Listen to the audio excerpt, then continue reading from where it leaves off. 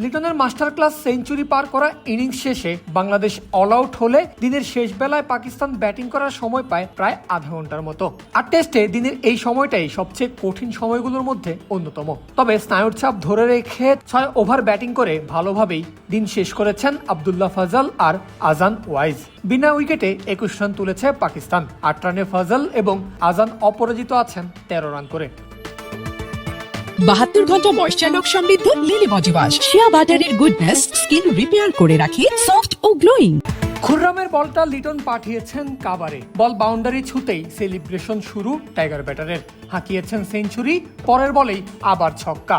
ডর ভয় শরীরে একটুও যেন নেই। দলের নেই 8 উইকেট। এমন ধ্বংসস্তূপে দাঁড়িয়েই লিটনের সেঞ্চুরির ইনিংস, যা দেখে ইসলামাবাদ থেকে এক পাকিস্তানি ক্রিকেট ফ্যানের মন্তব্য, সবাই দাঁড়িয়ে হাততালি দিচ্ছে। কি অসাধারণ সেঞ্চুরি লিটন কুমার দাসের, কি দারুণ সেঞ্চুরি। আমি ইসলামাবাদে বসে দেখছি এবং শুধু প্রশংসাই করছি। এমন সেঞ্চুরির প্রশংসা না করে কি আসলেই থাকা যায়? তার উপর পাকিস্তানিরা তো এই দৃশ্য এর আগেও ভালো করেই দেখেছে। 2024 রাওয়ালপিন্ডি পাকিস্তান সিরিজের দ্বিতীয় টেস্টে স্কোরবোর্ডে বাংলাদেশের রান 26, উইকেট নেই 6টা। পাক বোলিং অ্যাটাকের সামনে সেদিন তাসের ঘরের মতো ভেঙে পড়েছিল বাংলাদেশের ব্যাটিং অর্ডার। পাকিস্তানের বুনো উল্লাস দেখে মনে হচ্ছিল প্রথম ইনিংসেই জয়ের সুবাস পেয়ে গেছে তারা। অথচ পাকরা তখনও কল্পনাও করতে পারেনি লিটন দাস নামের এক রক সলিড দেয়াল দাঁড়াতে যাচ্ছে তাদের সামনে। যে দেয়াল ভেঙে জয় তো দূরের কথা, ম্যাচটা শেষ পর্যন্ত ড্রও করতে পারেনি তারা।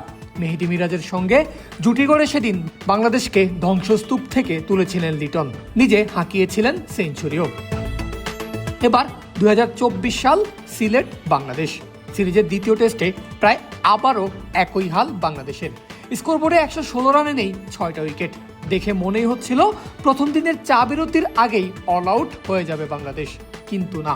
পাকিস্তানের পুরনো ক্ষত আবারও জীবিত করে সেই রকসলিড দেয়াল হয়ে দাঁড়িয়েছেন লিটন কুমার দাস। এবার সঙ্গে পাননি মিরাজকেও, একা দাঁড়িয়ে সামাল দিয়েছেন টাইগারদের ব্যাটিং। আগ্রাসী batting, Liton special classic shot সবই দেখিয়েছেন। রাওয়ালপিন্ডি স্মৃতি সিলেটে ফিরিয়ে এনে হাঁকিয়েছেন সেঞ্চুরি। মুখ থুবড়ে পড়া বাংলাদেশকে টেনে ধরে দাঁড়িয়েছেন মাথা তুলে। টেস্ট ক্যারিয়ারে এটা লিটনের 6 নম্বর সেঞ্চুরি, আর পাকিস্তানের বিপক্ষে তৃতীয়। তার মাস্টার ক্লাস ইনিংসটা শেষ হয়েছে 126 রানে গিয়ে। 159টা বল খেলে ইনিংসটা সাজিয়েছেন 16-4 আর 2 ছক্কায়। বাংলাদেশের রান যখন 278, তখন লিটন ফিরে গেছেন। স্বাভাবিকভাবেই এরপর আর এগুতে পারেনি বাংলাদেশ। 278 রানে অল আউট হয়েছে টাইগাররা। লিটনের সেঞ্চুরিতে যোগ্য সঙ্গ দিয়ে 30 বলে 12 রানের ইনিংস খেলে শেষ পর্যন্ত অপরাজিত ছিলেন শরীফুল ইসলাম। তৃতীয় দিনের শেষ বিকালে আধা ঘন্টা সময়ের জন্য পাকিস্তানকে ব্যাটে পাঠাবে বাংলাদেশ। সিলেট টেস্টে পুরো দিনটা পাকিস্তানের দখলে থাকলেও বিকেল হতে হতেই বাংলাদেশের পাল্লায় ম্যাচটা নিয়ে এসেছেন একাই লিটন কুমার দাস।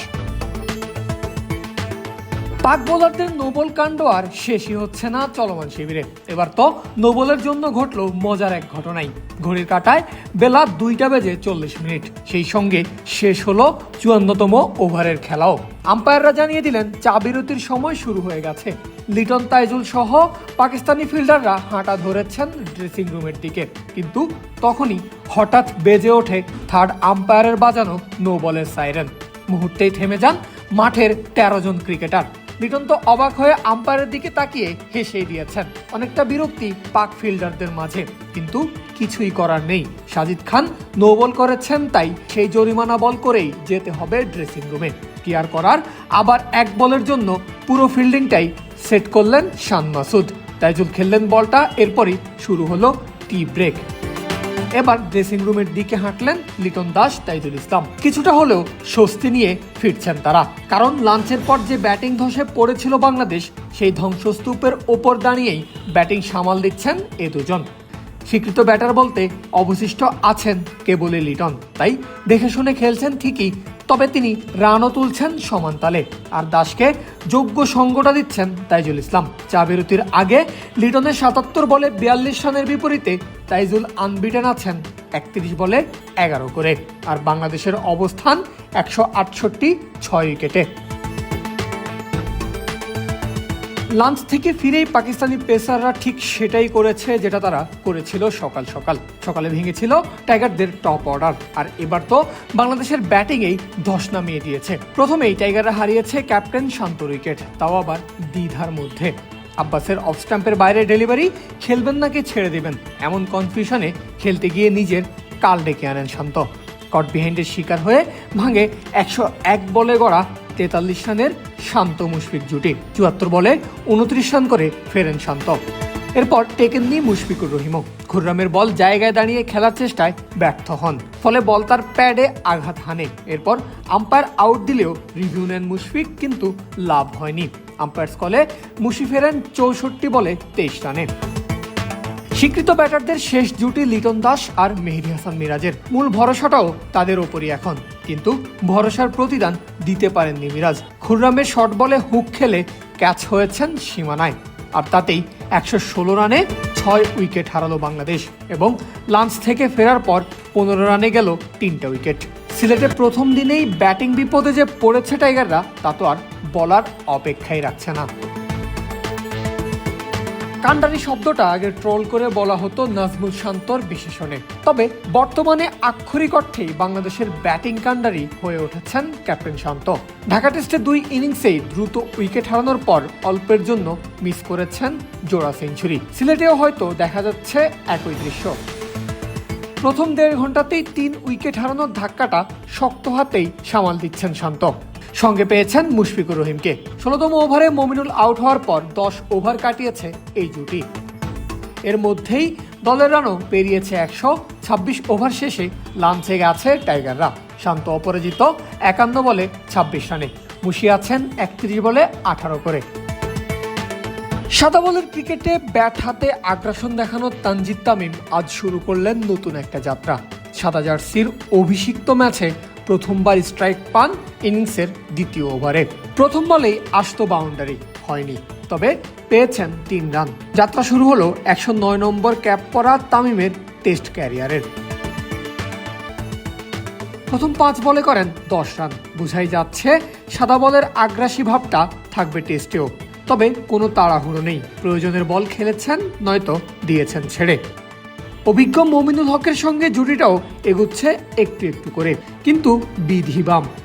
10ম ওভারের শেষ বলটায় আক্ষরিক অর্থেই নিজের বিপদ নিজেই ডেকে এনেছেন তানজিদ তামিম। এমন শট দেখে ক্রিকইনফো তো লিখেই বসেছে, brain fridge movement from Tanzid Tamim. তুলে মারতে গিয়ে টপ এজড হয়েছেন, ক্যাচ দিয়েছেন বোলার মোহাম্মদ আব্বাসকে। 34 বলে 26 রানে শেষ হয়েছে তামিমের অভিষেক টেস্টের প্রথম ইনিংস। 44 রানে দ্বিতীয় উইকেট হারিয়েছে বাংলাদেশ। প্রথম উইকেটটা ওপেনার মাহমুদুল হাসান জয়ের। ম্যাচ শুরু হওয়ার দ্বিতীয় বলেই সাজঘরে ফিরেছেন তিনি। 2টা বল খেলেছেন। প্রথম বলে এলবিডব্লিউর আবেদন উঠলেও বেঁচে যান, কিন্তু দ্বিতীয় বলেই দিয়েছেন ক্যাচ সেকেন্ড স্লিপে।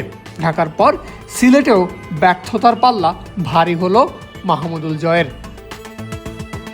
স্কোরবোর্ডে রান 50 হওয়ার আগেই 2 উইকেট হারিয়ে বসা বাংলাদেশের ভরসা এবার শান্ত মুমিনুল জুটির ওপর, কিন্তু আজ আর হলো না। 19 রানেই ভেঙেছে তাদের পার্টনারশিপ।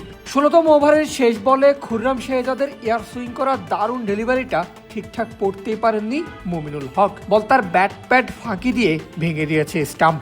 41 বলে 22 রানে ফিরেছেন মুমিনুল। 63 রানে 3 উইকেট হারালো বাংলাদেশ।